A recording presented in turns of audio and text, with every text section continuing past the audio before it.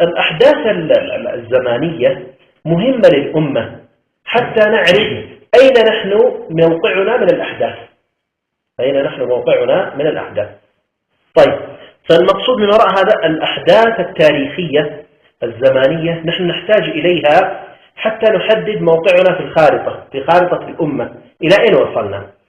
سنأخذ بعض الأحداث التي هي حاصلة اليوم. مثلا عندنا أحداث سوريا، أحداث الشام.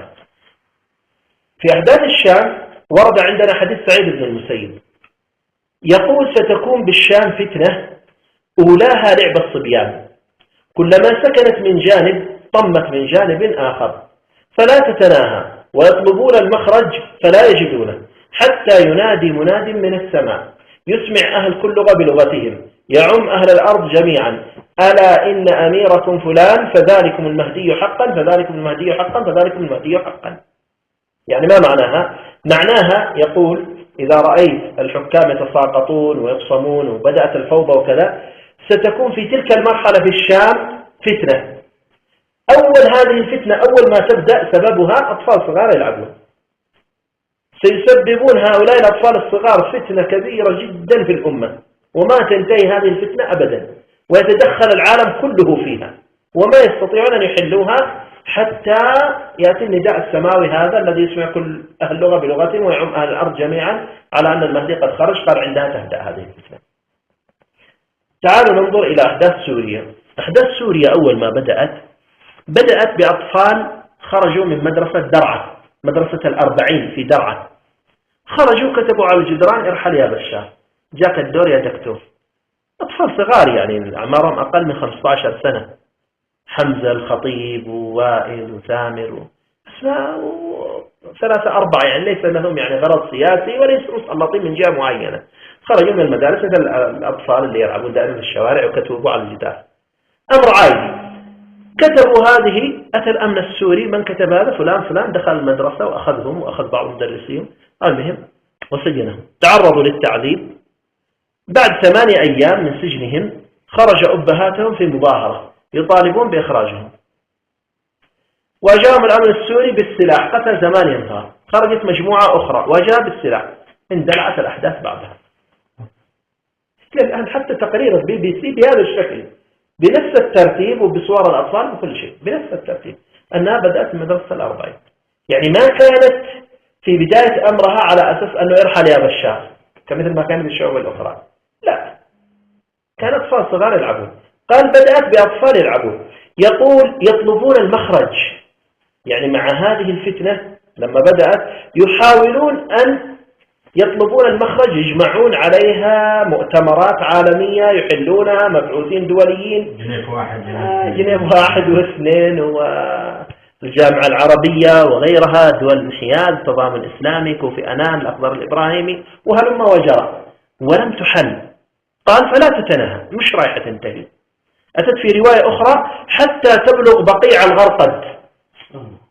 حتى تبلغ بقيع الغرقد. أين بقيع الغرقد؟ لا، بقيع هي شجرة الغرقد ذكر في الأحاديث أنه في فلسطين، لكن بقيع الغرقد هي منطقة البقيع، قبور أصحاب رسول الله في المدينة. البقيع هو يسمى ببقيع الغرقد كذا، لكن هم يختصروه باسم البقيع.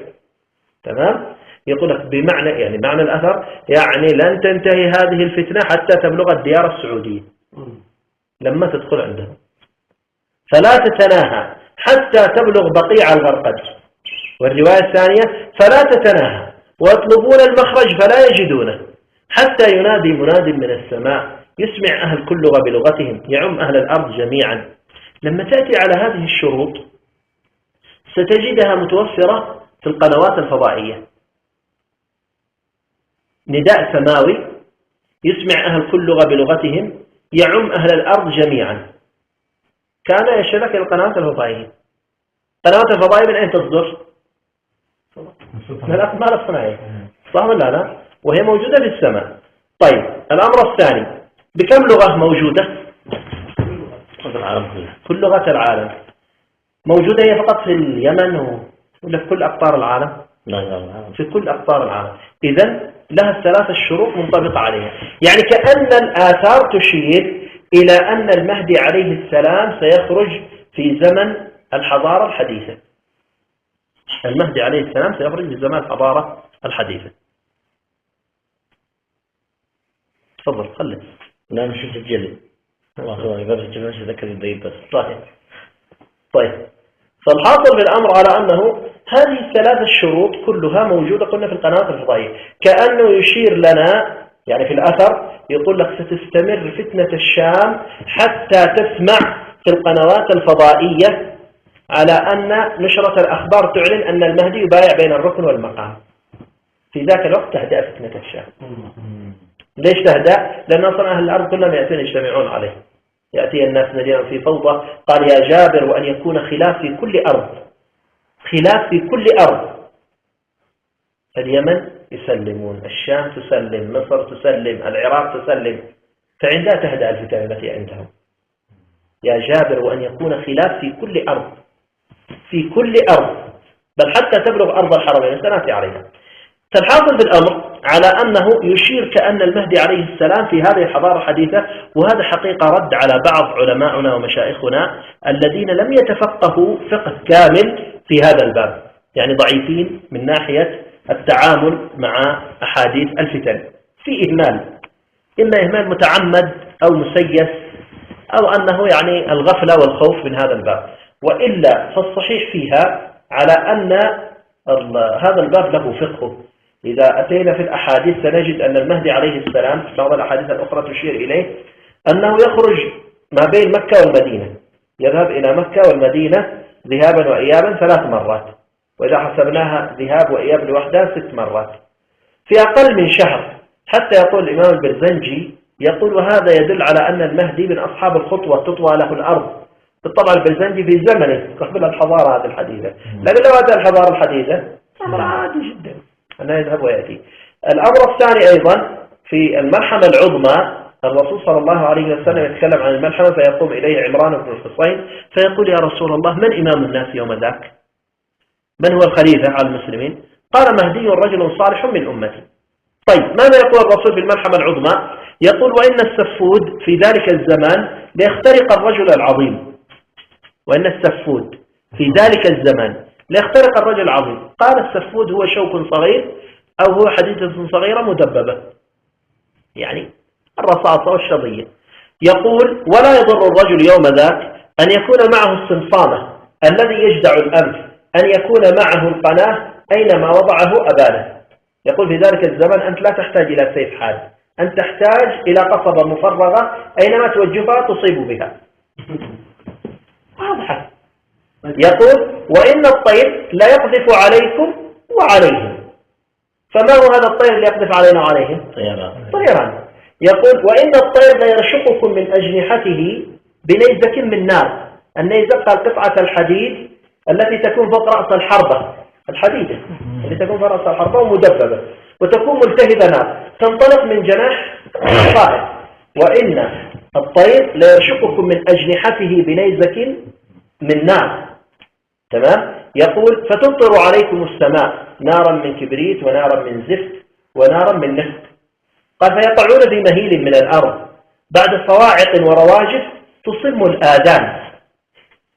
يقعون في مهيل يعني الأرض تتحول إلى أرض رمادية، إلى رماد الأرض تتحول. فيقعون في مهيل من الأرض بعد صواعق ورواجف تصم الآذان. فما هي هذه إذا كانت سيوف ورماح وخيول؟ مش معقول يأتينا أصوات بهذا الشكل تصم آذاننا. الأرض ترتعد تهتز والصوت كمثل صوت الرعد يضرب، يعني إشارة إلى الطائرات والهواء.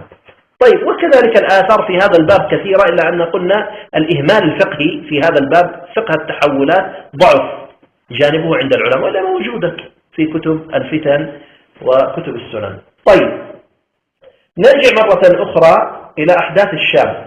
يقول فيها أن صاحب الفتنة في الشام رجل يقال له الأصهب، رجل يقال له الأصهب. والأصهب هو اسم من أسماء الأسد. الأسد اسمه الضنفر والليث وقسورة والحارث وأسامة والأصهب، فيعني معناه اسمه فيه لفظة الأسد. تمام. واسمه واسم أبيه على 8 أحرف. بشار حافظ 4، بشار وحافظ على 8 أحرف. قال عنه في الرواية يقول طويل العنق مديد الجسم أزرق العين أصفر اللون مصفح الرأس جعد الشعر مسترسل الذراعين والساعدين يقتل الحرية ويقتل الأطفال والنساء ويطحنهم بالقدور وينشرهم بالمناشير. كأنك ترى هي نفسها القدر البرامي فجبته على غير الناس